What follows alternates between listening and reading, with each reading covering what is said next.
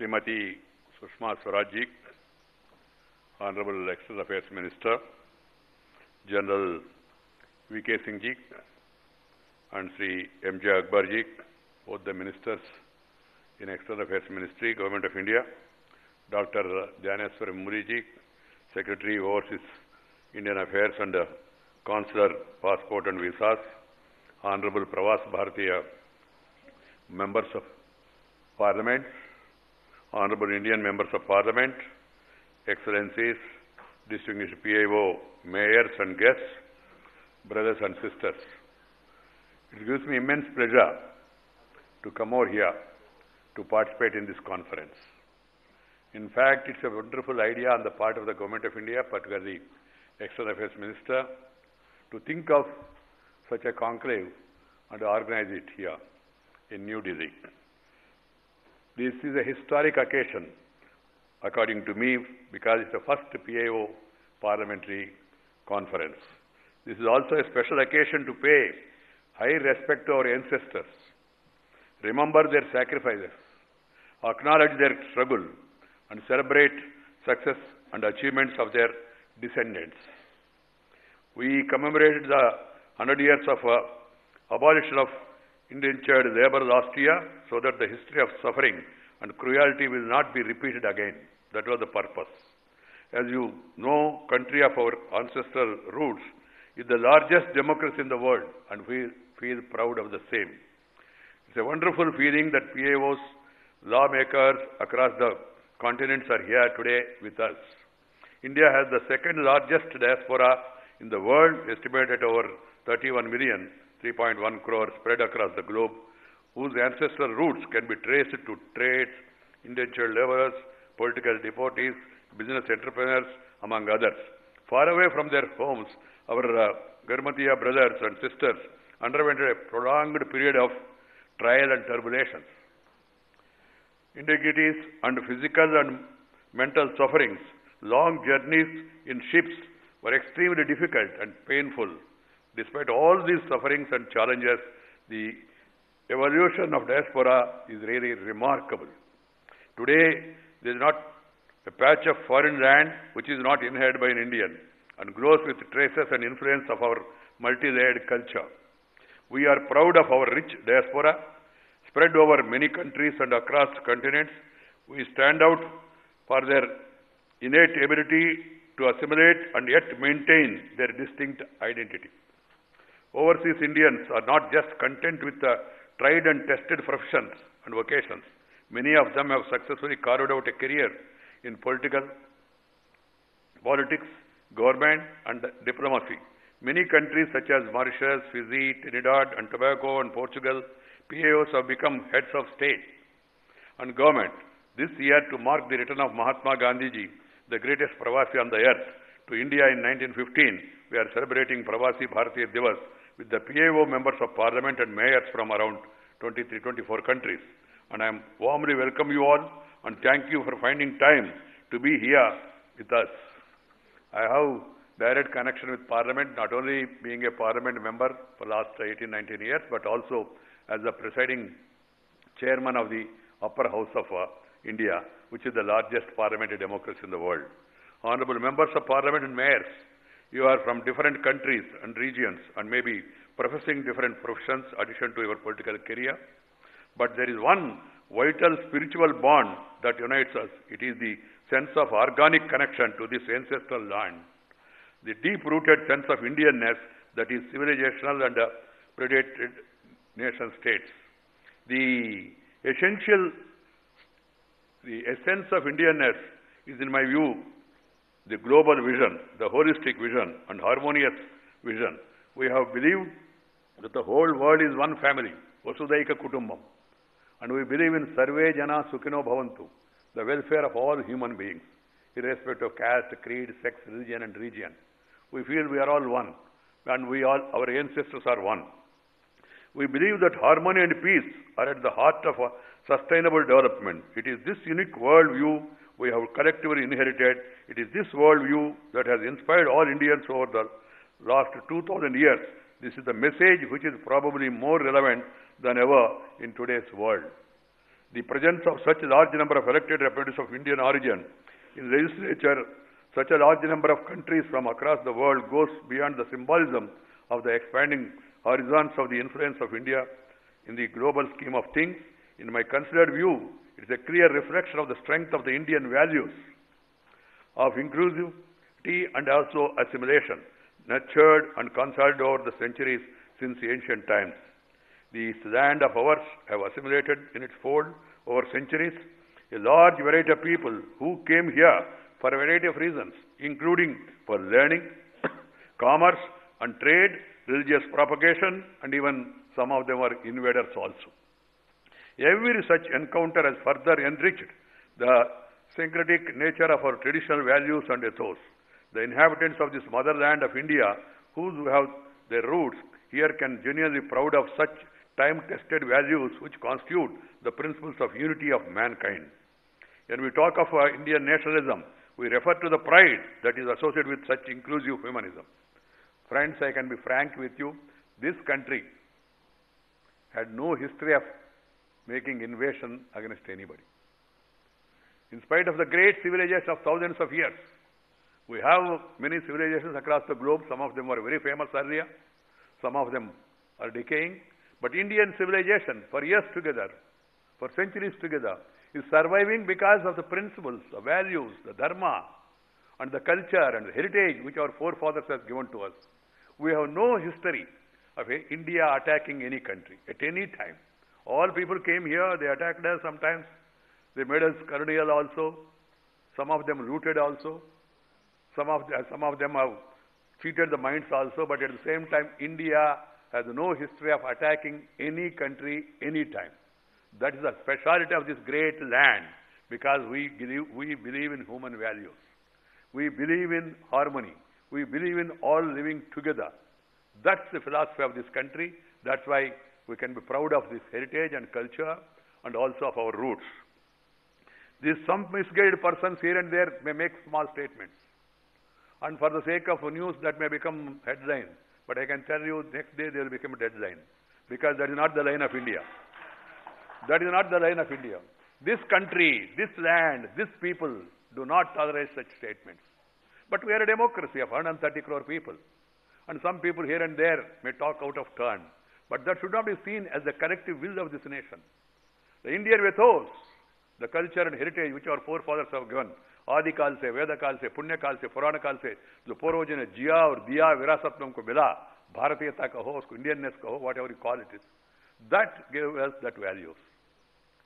So that being the reality, we should feel proud of our heritage, and at the same time, the equality and the strength of the core values of our motherland, they have to be remembered. While we take pride in our spirit of nationalism, and what is nationalism? Loving the nation. What is a nation again? Is it a geographical boundary? Is the people who are all living here, all the creatures. Even in India, you know that Indian people, we worship even Pasu, we worship Pakshi, we worship nature. That has been the tradition of this great land. So we should take pride of the spirit of nationalism that unites the people of different social and religious hues cohabiting on our motherland.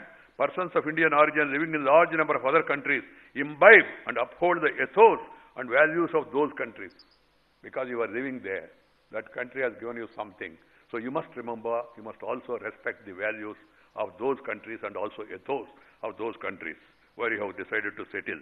This is yet another clear manifestation of the spirit of assimilation, which is the heart of our core human values. The first conference of persons of Indian origin parliamentarians is a certain celebration of the spirit of assimilation, which is the bedrock of Indian values. It is because of the spirit of assimilation that all of you have been able to get accepted in the countries of your adoption and could rise to the level of being lawmakers for the people with whom you choose to live. I heartily congratulate all of you for keeping the flag of Indian values by high all across the globe. The Indian diaspora has contributed enormously to strengthen India's cultural, literary, political, economic bonds across the world. India sees in you an important bridge with countries where you are living. You are also instrumental in building the people-to-people ties also. That's a great contribution which the Indian diaspora is making. Friends, I am happy to know that in recognition of diaspora's contribution to the development of India, to connect young diasporas to their ancestral roots, several flagship programs were taken by the Government of India.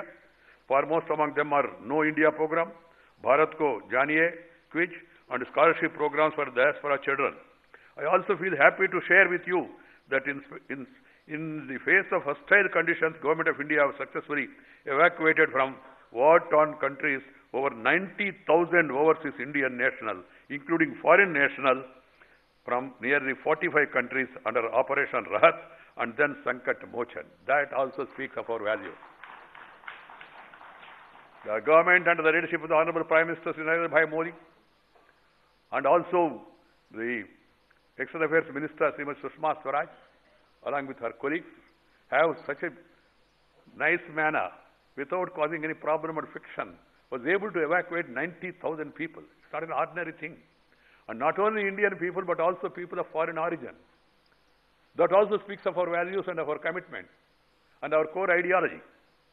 It is reassured that overseas Indian community, that wherever they may be, if they have any problems, the Indian government is there for them.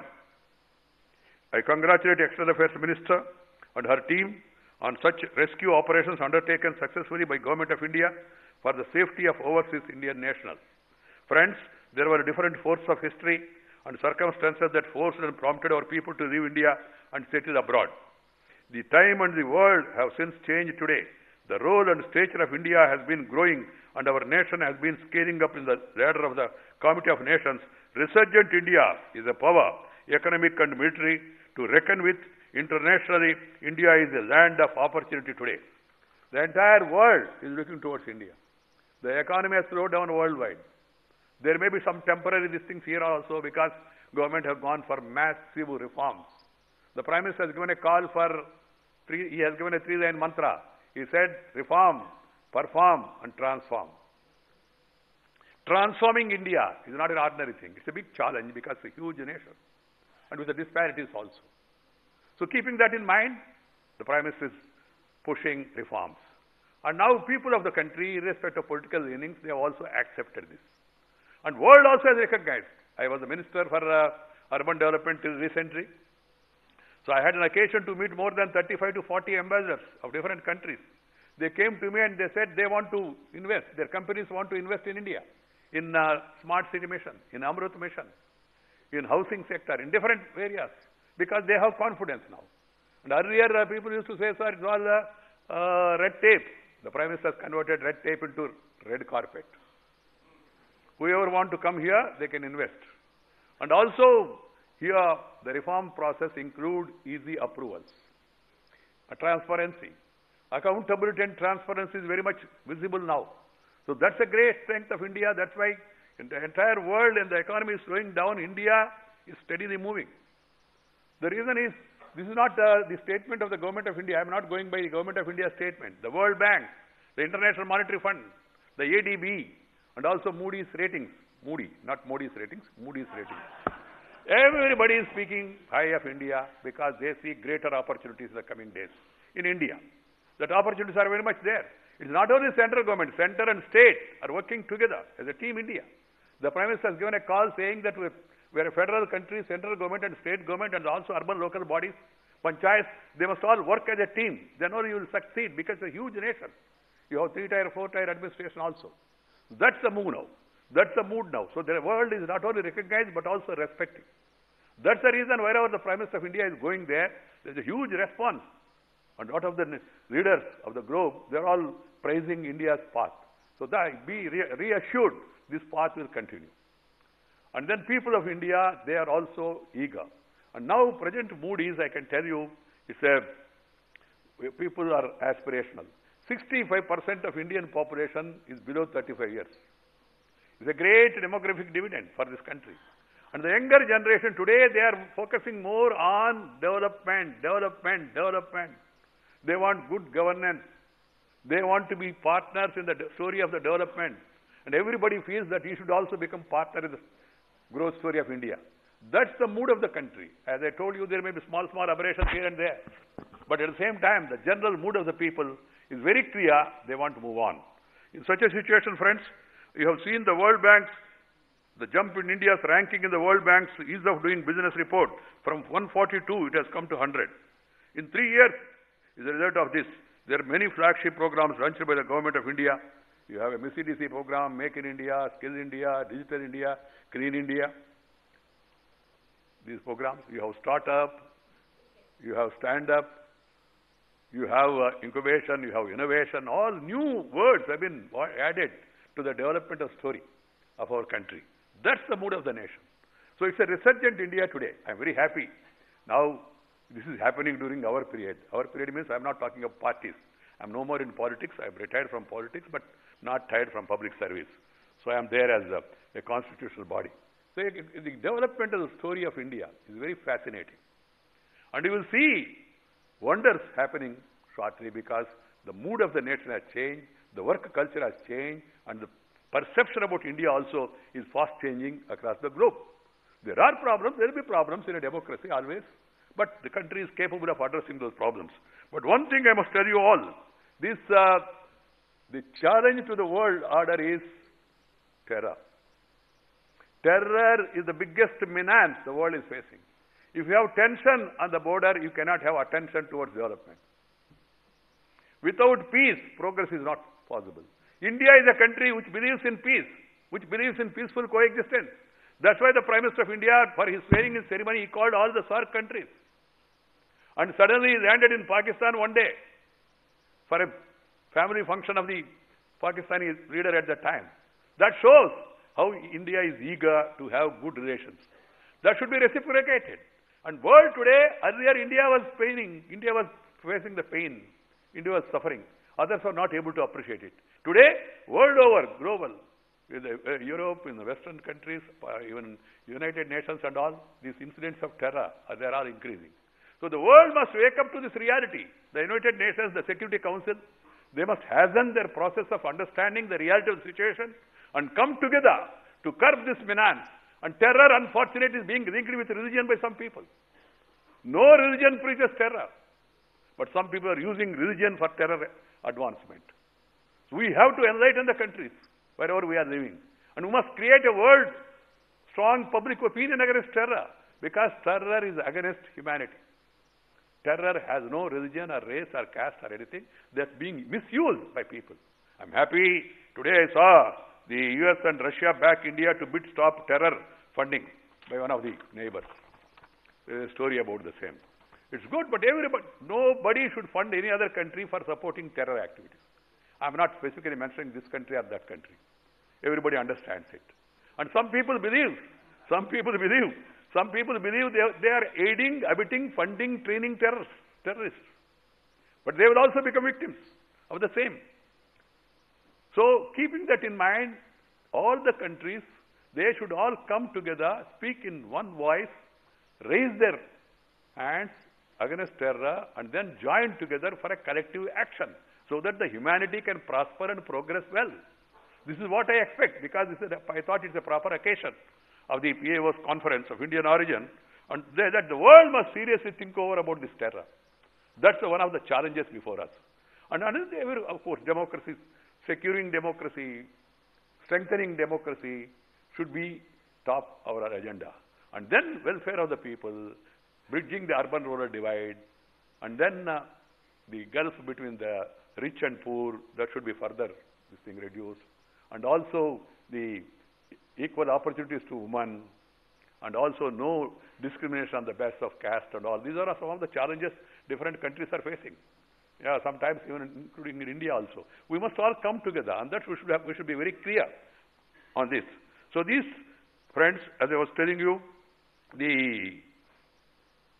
there are many and diverse opportunities for contributing to our motherland and being a part of its existing growth story, be it Make in India, as I earlier outlined some of the schemes of the Government of India. We have a story of squirrel in Ramayana, where the whole army of Sugriva was busy making a bridge over the sea to reach Lanka. Then a small squirrel in the field watched the whole scene, it thought it should also do something, contribute towards the construction of the bridge. But there were obstacles. The squirrel was too small even to carry little quantities of sand or stone. So an idea struck to its mind. It went into the sea and had a dip, came back to the sand and rolled over. Again with the sand all over its body, went back to the sea and had a dip. The squirrel tirelessly continued its work till construction of the bridge was completed. Small contribution. That's a great example before us.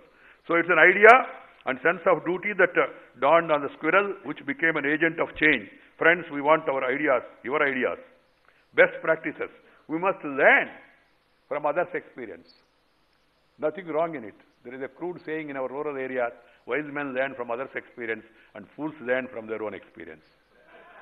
All of us joined here are wise men. So we try to learn from each other's experience. And such conferences, they'll be useful to understand, to identify, and then also find out the solutions to those challenges which are faced at different times. That this will be a very useful experience today of the persons of Indian origin coming here together and then discussing it. I am confident that your participation in this conference has contributed in strengthening your attachment with your place of domicile and your connect with the land of your ancestors. The themes deliberated upon today held during the course of the day are timely, relevant and inspiring and useful. With this, I take this opportunity once again to congratulate the External Affairs Minister for her initiatives in successful hosting of the first PIO Parliamentary Conference and wish you all a happy, healthy, prosperous and enriching 2018. I also wish you a safe journey back to your respective countries. Subhamaste, Pantan, Santu. May your paths are auspicious and may 2018 bring happiness in your life. Let me end with the quotation, a prayer for peace from our ancient scriptures, a prayer that probably can inspire each one of us to make our planet a better place to live in. Quote, may we hear with our ears what is good. May we see with our eyes what is beautiful. May we dedicate our lives to promote goodness with strong bodies and steady minds. Thank you very much. Namaskar. Jai Hind.